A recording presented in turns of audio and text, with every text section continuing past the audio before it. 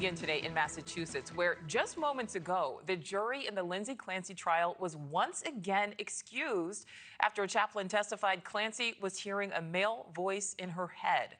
Lindsay Clancy is facing murder charges for the strangling deaths of her 3 children, who were all under the age of 5. The 36-year-old says she was suffering from postpartum psychosis, which altered her sense of reality. If the jury finds her not guilty, she would be sent to a state psychiatric hospital. If found guilty, she'll go to prison. This case is getting a lot of national attention, including from supporters who've gathered outside of that Massachusetts courthouse.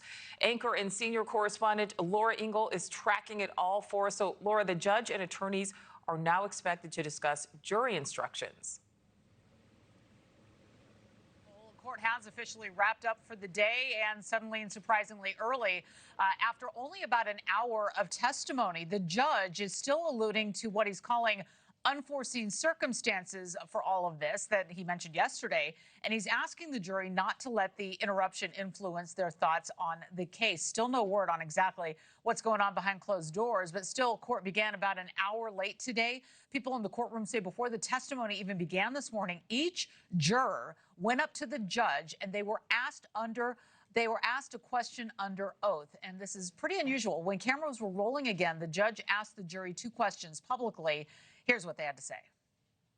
Has any member of the jury read, seen, heard, or overheard anything from any source about any aspect of this case that would affect your ability to be fair and impartial as a juror? Next, is there any other serious matter or concern bearing on your service as a juror that anybody needs to bring to my attention at this time? Okay, so as you heard there, Nichole, all the jurors answered no to the questions about being impartial, but it is unclear if this is all part of these unforeseen circumstances the judge keeps referencing. Now, the jurors heard testimony from one defense witness before the judge sent them home until tomorrow morning. This was really an interesting morning, Nichole. All right, so Laura, what did we learn in today's testimony? Yeah, you're probably going to be seeing the soundbite from this woman quite a bit today. The defense called Sheila Kavanaugh.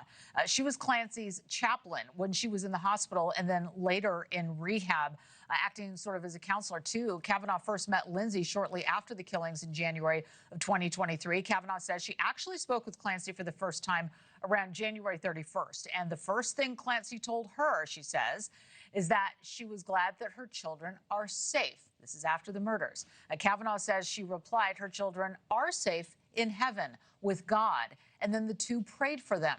Her testimony focused on what she says Clancy told her about hearing voices commanding her to kill her children. The prosecution challenged those statements in court today, asking the chaplain why the voices don't appear in her notes. Listen to this. She alluded to having heard a voice, and the voice, according to Lindsay, told her that if she did not follow the command, neither she nor her children would be safe. And did she indicate whether it was a male voice, a female voice, loud, soft? She alluded to the fact that it was a male voice and it was persistent. And you never once wrote about any of it in any of your very detailed notes, correct? Well, chaplain notes are not verbatim transcripts of patient conversations. I'm not there to evaluate the patient. I'm there to bear witness to their suffering.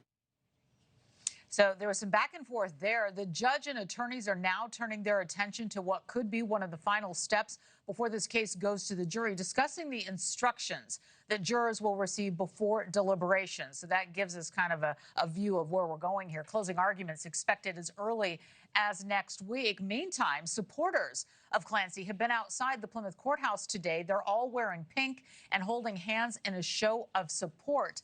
So quite a scene there today, Nichole. Absolutely. All right, Laura Ingle with the latest. Thank you. Thank you for watching. Subscribe below and download our NewsNation app right now on your phone, and you will get fact-based, unbiased news for all Americans.